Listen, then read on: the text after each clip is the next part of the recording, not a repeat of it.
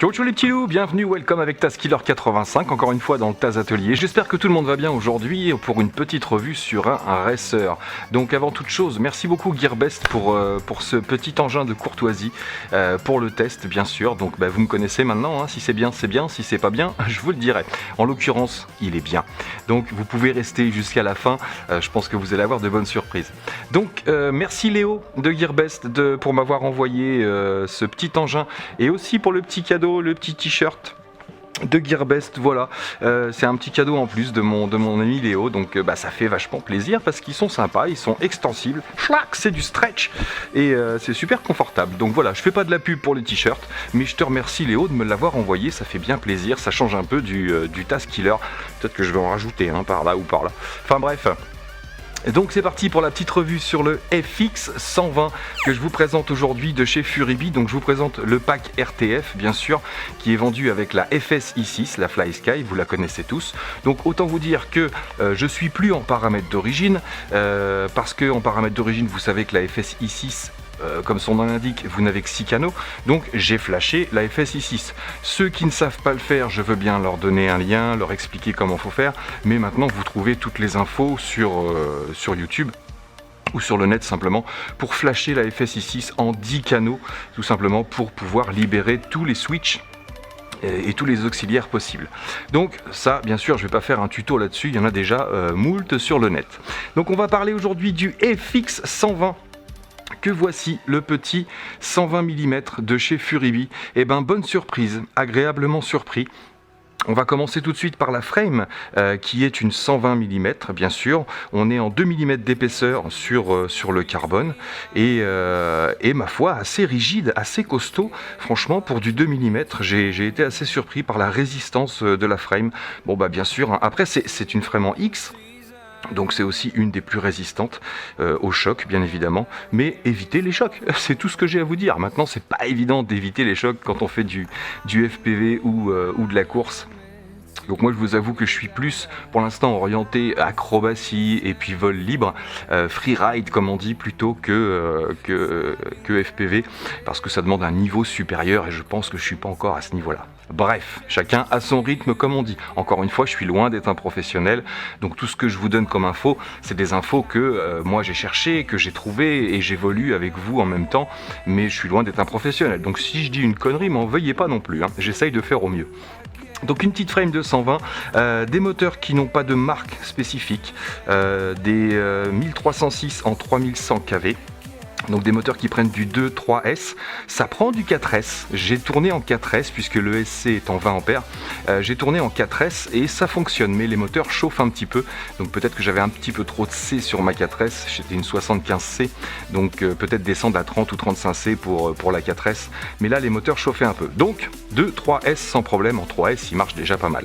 Donc de quoi il se compose? Écoutez, on a le SC4 en 1 qui est tout en bas ici, qui normalement, vous voyez, on a un petit port qui est là, qui logiquement est fait pour relier à la carte de vol, mais sur ce petit engin là, on voit que c'est clipsé. Je vais prendre un petit ustensile, on voit que c'est clipsé à ce niveau là. Ici, les cartes de bord sont toutes soudées, enfin sont pas soudées entre elles, mais sont clipsées simplement. Donc aucun des ports n'est utilisé, comme vous le voyez ici, pour relier les deux cartes, vous n'en aurez pas besoin. Donc petit ESC 4 en 1 qui fonctionne sous BLLI, qui est en 20 ampères. Donc qui développe quand même une bonne petite puissance.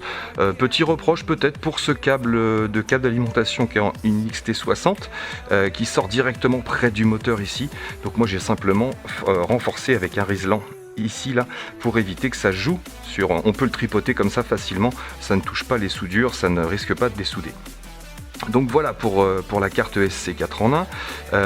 On a également donc le contrôleur de vol qui est un FP Racing F3 de base, j'ai envie de dire, qui fonctionne sous Clean Flight quand vous le recevez, mais super simple à flasher avec Betaflight, ce que je vous recommande pour passer à la dernière version bien sûr. Vous avez un petit bouton, alors il n'est pas facile à trouver, le voilà, il est juste ici, entre les deux ports blancs, là, vous avez un petit bouton noir ici, qui est le boot, tout simplement. Donc si vous n'arrivez pas à flasher, moi j'ai réussi sans utiliser le boot. Après si vous n'arrivez pas à flasher sur Beta, bêta ou clean, vous maintenez ce bouton boot pendant que vous mettez la batterie et vous aurez accès au mode DFU qui vous permettra de flasher la carte. Maintenant vous savez comment ça se passe. Si vous ne savez pas, rejoignez-moi sur Facebook, je vous filerai un petit coup de main.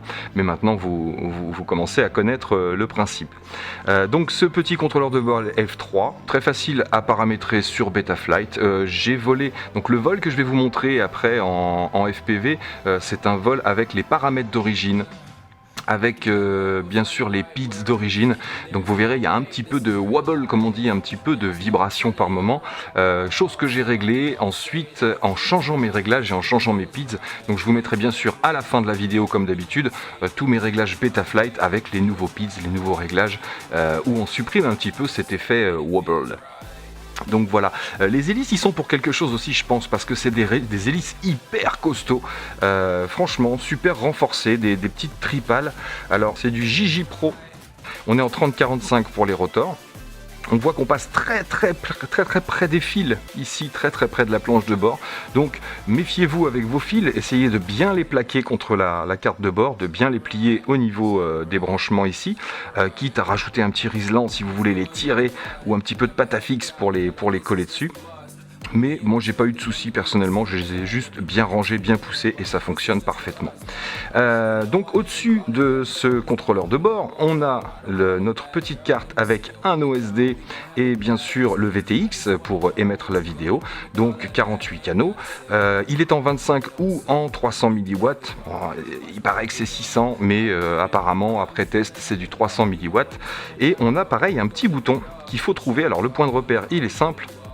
Vous prenez là où vous avez l'alimentation et encore une fois, pas loin des deux ports blancs qu'il y a là, vous avez un petit bouton ici qui va vous permettre de régler le VTX. Alors pour passer de 25 à 300 mW, vous savez que la législation c'est 25 mW, hein, donc vous faites ce que vous voulez, mais il est possible de le passer en 300. Donc pour passer de 25 à 300, il vous faudra maintenir ce petit bouton qui est là, en insérant la batterie tout simplement pour passer en 300 mW. Même chose à refaire si vous voulez redescendre en 25 mW.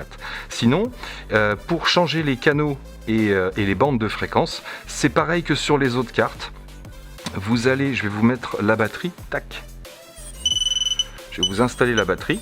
Alors les deux gros LED bleus qu'il y a là, ils y sont pas à l'origine. C'est moi qui ai rajouté les LED et les buzzers. Donc je vais vous mettre un petit montage photo bien sûr pendant que je suis en train de vous parler, là par là, là ou par là, pour vous montrer comment j'ai fixé les buzzers. Le buzzer c'est super simple. Je vous mettrai les liens dans la description pour ce petit buzzer avec les LED que je trouve très sympa et facile à insérer sur n'importe quel drone. Après il n'y a que deux LED bien sûr, mais c'est toujours mieux que pas.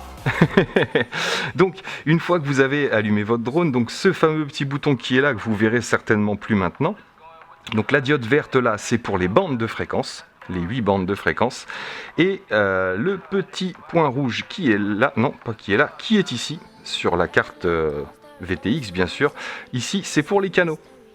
Donc il vous suffira d'appuyer, hop, je mets le doigt dessus parce qu'il n'est pas facile à trouver, vous appuyez un coup, tac, et vous changez les fréquences tout simplement, les canaux 6, 7, 8 et je reviens à mon 1, voilà. Et pour changer les bandes, eh ben, c'est la même chose sauf que vous allez maintenir un peu plus longtemps. J'avoue c'est pas évident, hein, c'est pas le principe le plus facile qu'ils ont mis. Hop, alors il faut maintenir une demi-seconde, tac, voilà, 4, 5, 6, 7, 8, voilà, je suis revenu à la bande A, c'est la fréquence sur laquelle j'étais. Donc A1, puisque là vous avez 1, 2, 3, 4, donc A1 pour celle-ci.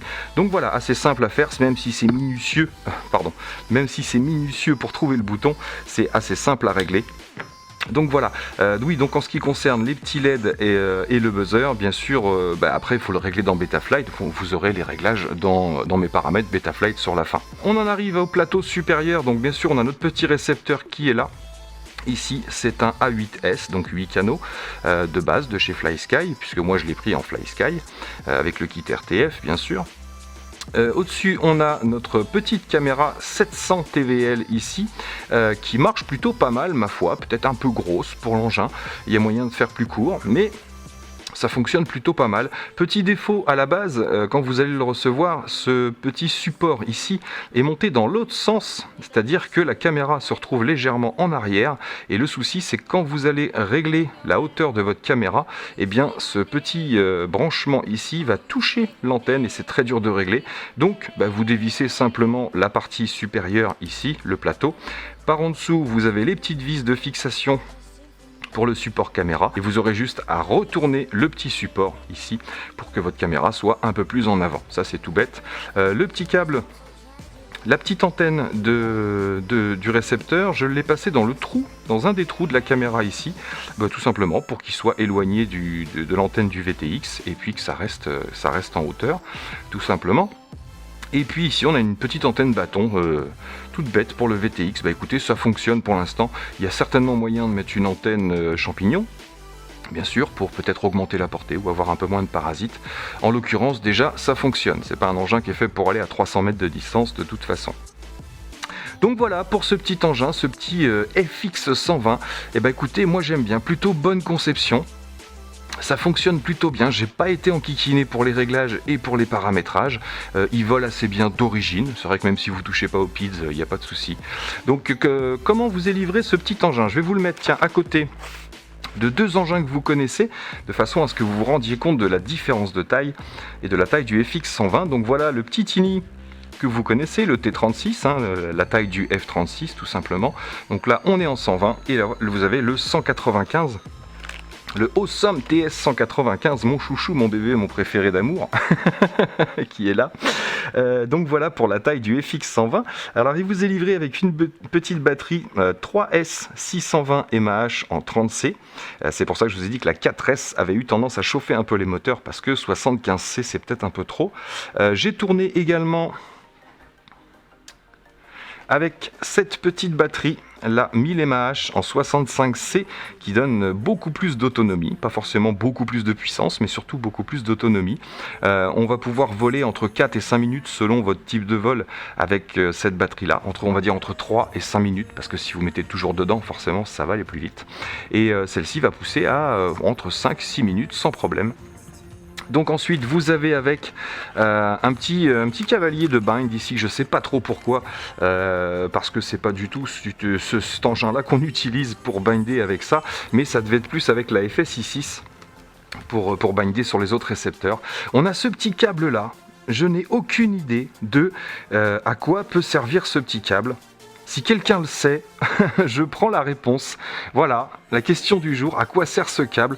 On a une prise de balance ici, pour aller jusqu'à sur une 3S, et on a ces petits câbles là ici. Alors je ne sais pas trop si c'est pour la caméra, pour autre chose, ça ne va dans aucun des ports. Ici j'ai aucun port qui accepte ce petit câble là, donc aucune idée de ce à quoi ça peut servir. Si vous le savez, je suis open. Vous avez avec le petit chargeur balance B3 de chez IMAX avec l'adaptateur bien sûr.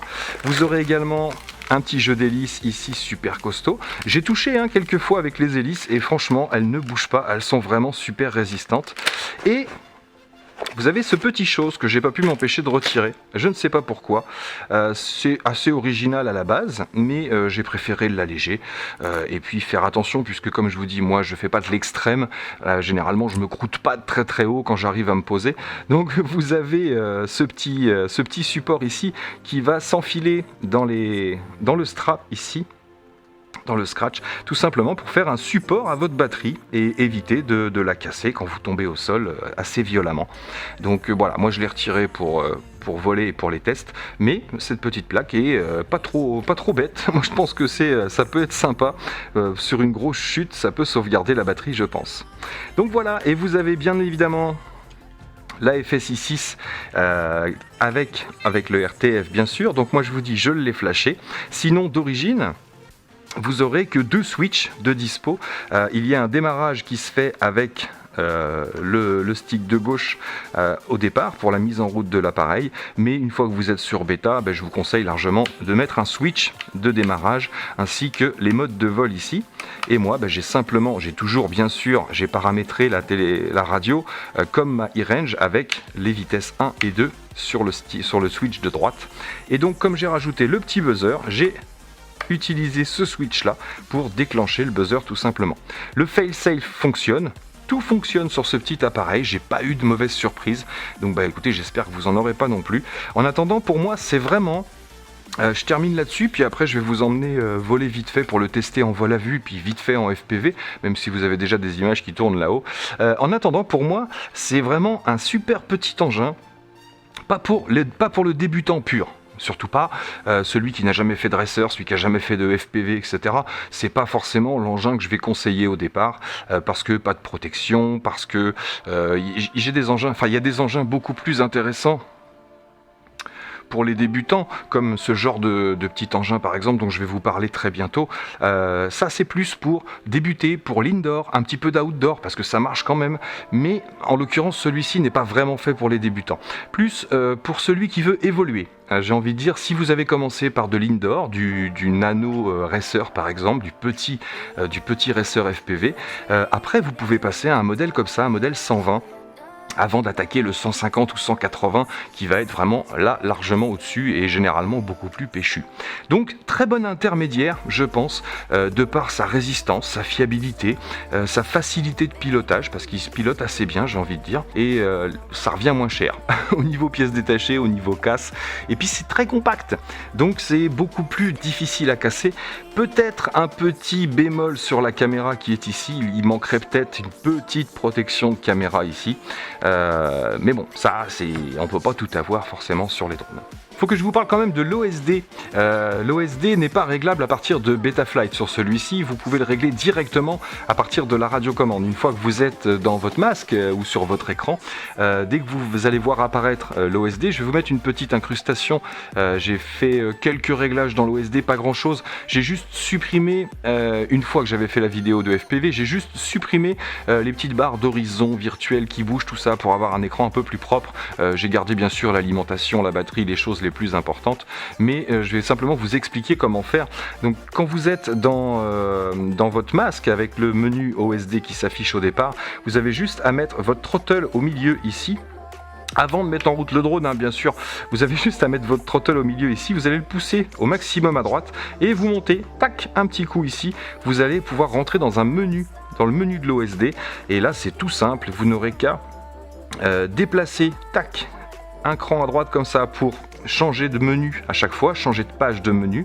Sinon vous naviguez dans les menus en faisant haut, bas, ici tout simplement, et vous allez, une fois que vous avez sélectionné un élément du menu, vous validez ou vous changez avec celui-ci, tout bêtement. Ensuite, quand vous voulez ressortir du menu, vous allez tout simplement redescendre jusqu'en bas, jusqu'à la petite ligne du bas, et ensuite vous allez venir hop, à gauche sur Exit. Une fois que vous êtes sur Exit, vous validez avec celui-ci. Donc voilà comment régler votre OSD avec ce petit engin. Yep les amis, bon voilà pour la revue du FX120 Furibi. Merci encore à Léo de Gearbest de m'avoir envoyé ce petit engin. J'avoue, chez Gearbest, ça sort régulièrement du bon bébé quand même. Gearbest, Banggood, c'est vraiment deux sites de référence pour moi parce qu'on y trouve souvent du bon gros matos quand même petit à petit. Ça commence à être intéressant. Donc voilà pour le FX120. J'espère que vous avez tout compris. On va faire quelques petites modifs par la suite bien sûr. Je vais tester des petites hélices que j'ai là, que j'avais commandé pour le Yubi à la base et qui vont parfaitement aller là-dessus. Donc je vais tester de nouvelles hélices. Je vais tester également du 4S mais avec des C un petit peu moins importants, 30-35 C je pense. Et puis pareil, j'attends vos commentaires si vous avez fait des modifs dessus qui sont un peu plus sympas. Donc voilà. Moi, il me reste plus qu'à vous dire merci encore de votre soutien. À très bientôt dans mes vidéos. Portez-vous bien. Ciao, ciao. Donc vous le savez, on fait d'abord du vol à vue pour tester les engins. Donc là, je viens de faire mes réglages, je viens de finir mon montage comme il faut. Donc il n'y a plus qu'à. Alors, FX120, c'est parfait, on est connecté. Enfin, on est sur le bon en tout cas. La batterie est bien accrochée.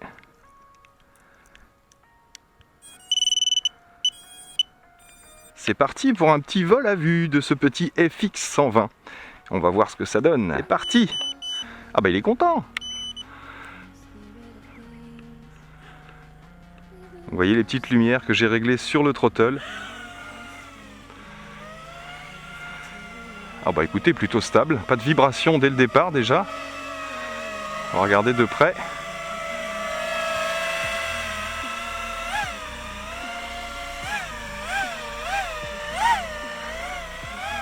Donc là on est sur une batterie 3S, hein, celle d'origine, celle qui est vendue avec. Alors voilà pour mes réglages. Là je suis en vitesse 1 avec mon réglage d'expo habituel. Rotation en vitesse 1 de base, tranquillement. Vitesse 2, hop là, beaucoup plus rapide, beaucoup plus nerveux.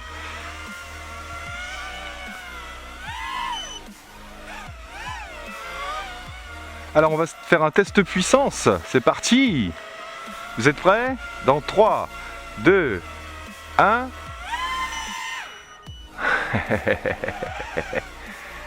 Plutôt sympa. Ah, c'est pas une bombe, c'est pas un Stremon, mais il envoie quand même pas mal, dis donc.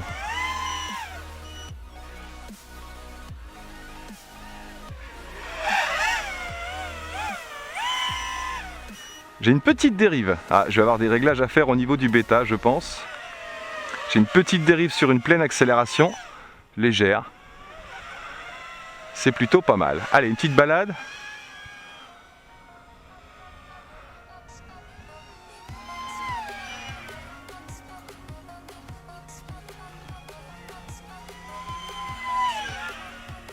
Je suis pas full throttle, hein. Pas loin, mais je suis pas full throttle.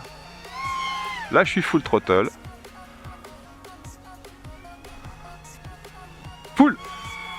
Wouhou. Eh, ça marche quand même, hein. Petit fixe 120.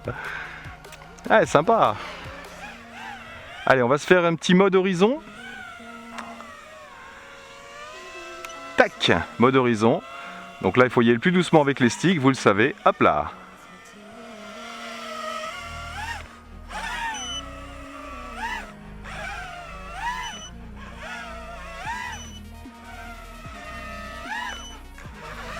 Pour ceux qui veulent voir.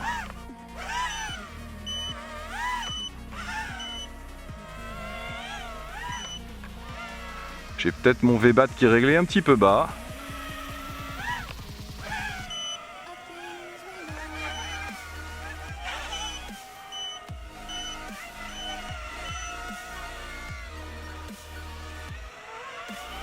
En accélérant.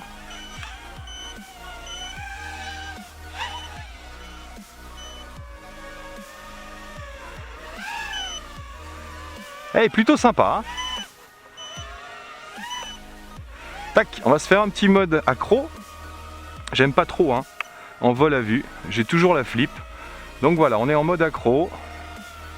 On va prendre un petit peu d'altitude pour essayer de le récup. Je vais laisser le doigt sur le switch pour récupérer le mode horizon si jamais j'ai des galères.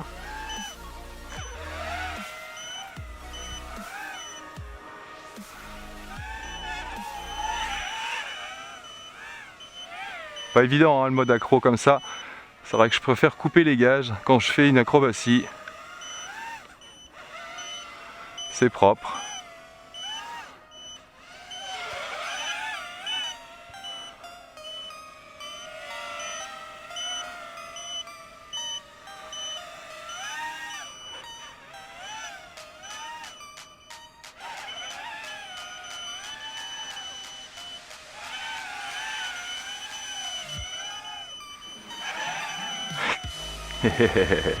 C'est plutôt sympa, c'est rigolo. Allez, je vais revenir en mode stabilisé.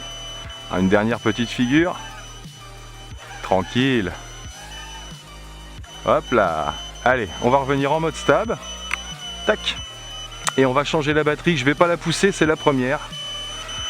Hop, on arrive près du sol. Et on coupe. Elle est plutôt sympa.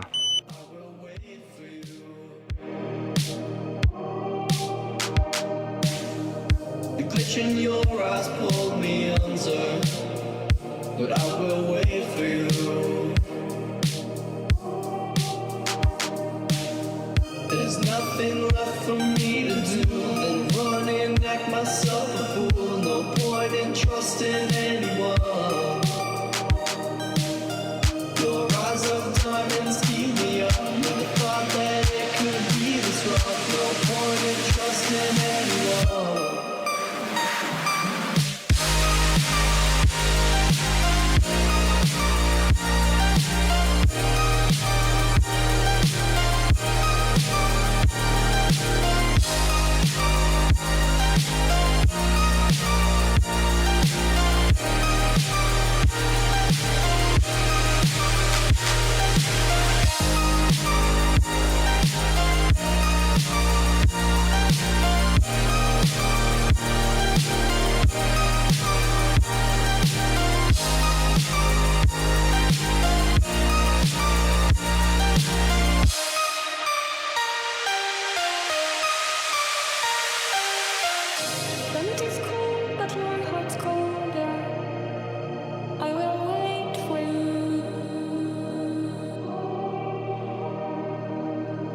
The pitch in your eyes will meander, but I will wait for you. There's nothing left for me to do than run and act myself a fool. No point in trusting anyone. Your eyes of diamonds keep me up. Never thought that it could be this rough. No point in trusting anyone.